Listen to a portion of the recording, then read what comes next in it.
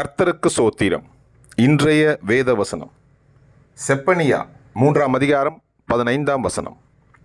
கர்த்தர் உன் ஆக்கினைகளை அகற்றி உன் சத்துருக்களை விலக்கினார். இஸ்ரவேலின் ராஜாவாகிய கர்த்தர் உன் நடுவிலே இருக்கிறார். இனி தீங்கை காணாதிருப்பாய். ஆமென். செப்பனியா 3ஆம் அதிகாரம் 15ஆம் வசனம். கர்த்தர் உன் ஆக்கினைகளை அகற்றி உன் சத்துருக்களை விலக்கினார். இஸ்ரவேலின் ராஜாவாகிய கர்த்தர் உன் நடுவிலே இருக்கிறார்.